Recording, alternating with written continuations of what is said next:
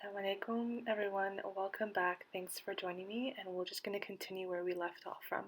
Now, the relation between socioeconomic status and screen time. So, apparently, there is a direct relation with children living in low socioeconomic status neighborhoods and higher levels of screen time. Parents with higher levels of education ensure less screen time.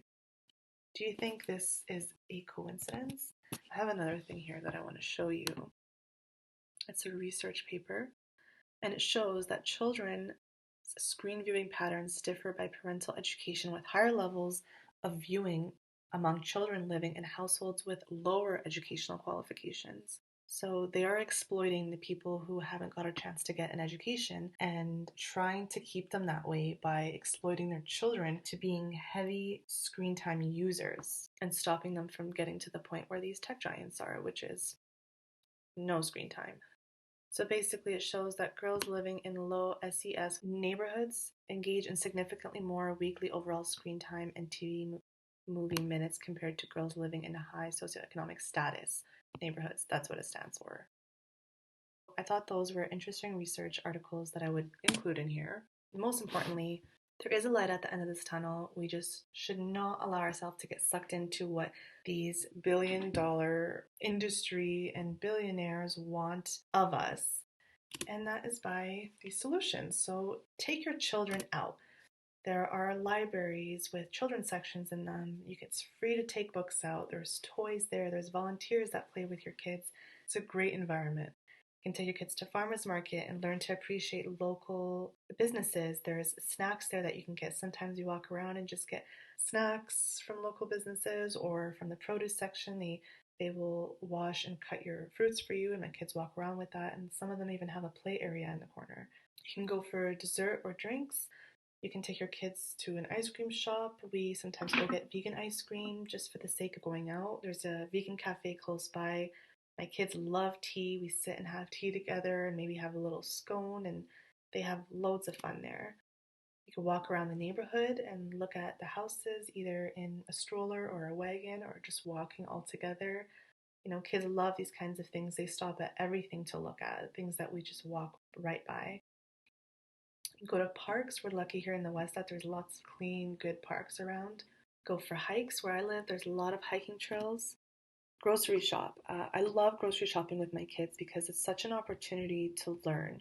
Lots of people used to criticize me for not putting my kids in front of a TV because they're like, how are they going to learn their numbers and their colors? Well, when we go grocery shopping, they learn fruits, vegetables, colors, and counting. And when we come home and they put the groceries away, they learn a lot too. Visiting family and friends, that's a great one because kids, love new people and being stimulated, especially if they have kids, they can play with them.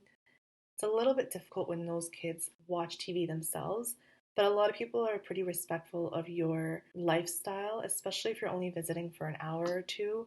Then they'll happily turn the TV off, especially if it means that their kid will be not on a screen and playing as well. It's just something to consider when you're visiting people.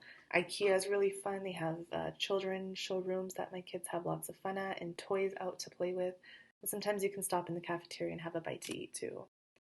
Running errands is really fun. Sometimes you go to the dollar store or to Lowe's to buy some tools, and they make that connection between the hammer on the shelf versus what we used to make the deck last summer. And, it's just all very fun and stimulating. Costco is really fun too because of the samples, and, sometimes there's people there doing demonstrations of the products that they're selling. Indoor playgrounds. Some are free inside the malls. So you just drop in. Some of them are enclosed. If you're with another adult, they can stay with your kids if you need to go do some shopping around the mall. But some indoor playgrounds are huge, and it's like $5 to $15 per kid. Adults are free, and you can spend basically all day in there, and they just burn all that energy off. Malls are also really fun. My kids love walking around and being stimulated by all the different people. Sometimes we stop and have a snack in the food court too.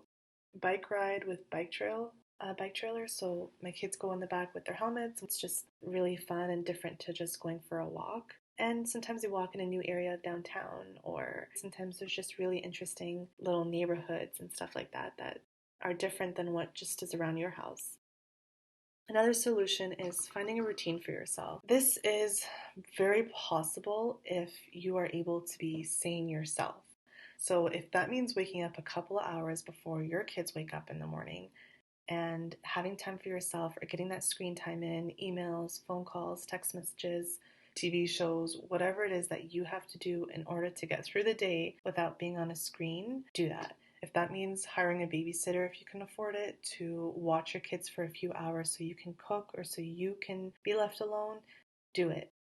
Finding something that works for you. If that means having your food delivered or hiring a cook or hiring someone to do groceries for you, whatever it is, to be able to not feel so overwhelmed with having your kids need your full attention all the time.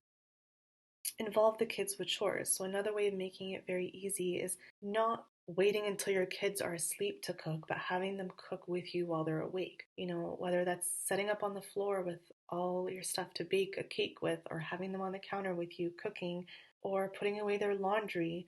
Just involving them with these chores are really good for them because these are lifelong skills that a lot of us as adults don't even have. And to teach these kids at a young age, these are so essential to live your life. Maybe one day in the near future they'll want to do these without you, and that's great, right? If they want to cook dinner or do laundry, then that's perfect because you've taught them at a young age and they enjoy doing it because they've made it something that's fun. Read books. Reading books with them is great, but also remember to make it fun. Use really weird voices or sing it in a tune or make up a story as you guys are going. Ask them what they see in the pictures. And same with puzzles. Have it fun where when you guys are done and complete, make up a story yourself. But make sure with the puzzles, it's not too boring. Make sure it's the right age. It's age appropriate, because if it's too difficult, they'll get frustrated and uninterested in it. And if it's too easy, they won't be stimulated and they'll get bored with it. Legos and building blocks, again, super great for using their imagination and then leading to playing pretend.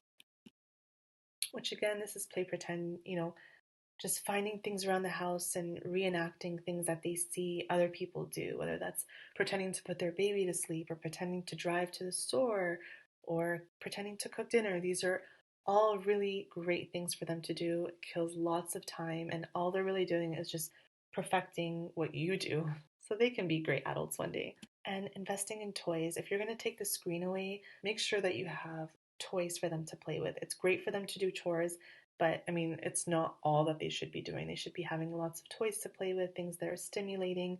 And when they're not watching the screen, you'll be surprised how little options you actually have for toys. It narrows down a lot of the toys out there because so many things are related to characters on TV, and if you don't know those characters, they're not actually that interesting. Attend children programs. So at the library here, we have a free drop-in story time. So you can drop in, and there is a volunteer there who reads really exciting books and sometimes sings nursery rhymes, and it's really interactive, and there's lots of kids there. That's free. And then sometimes there's registered programs that you can put your kids in. I put my kids in a sports thing where they learn to play sports once a week. And even though they're really young, they needed me there, but it was a great thing for them to learn how to hold a ball and how to throw a ball, like very, very basic things, or how to learn to sit down while someone is giving you a lesson or following instructions. Yeah, so as they get older, you can find things that are more appropriate for their age, like martial arts and stuff. And then look online for children's events. So sometimes there's festivals or local events at the community center. You just hear about these different things that are going on in your city that you wouldn't have known about unless you just plan your week. Search up every week and you'd be surprised what you find in your city. Will I allow my kids screen time? The $1,000,000 question. My goal is no, but when they get older, if they need to use their computer to do homework, I would love to be able to just hook up the screen to the TV so that everyone around can see what's going on. I learned this from a very good school who's actually inspired me a lot, who don't allow their kids to use any devices, any electronics. And if they have to, this is the rule that they have to abide by. Now, I know you can't control everything, and when they get older, they might want to use what their friends are using if they go to their house and they see TV playing, or if they see them on their phones. I don't want to deprive my kids or make them feel resentful. I feel like educating them is the key and offering them alternatives that are just as good and if not better, then they won't feel the need to do that. I mean, if they learn to appreciate all these things that I've listed, like, cooking and baking or going for walks and going for hikes, then these are the things that they're going to hopefully be craving when they're older rather than sitting down and watching something stimulate them.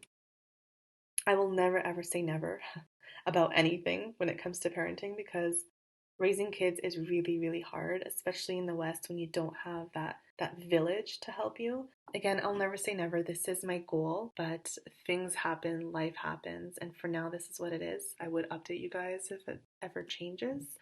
And I will pray for you guys for some strength to get through this and for the commitment. And all I ask is that you pray for me in return. And lastly, just try your best. It's super hard, but baby steps, and you can wean your kids off of it if they're already on TV or your phones, but it is possible. So hopefully you guys like this video.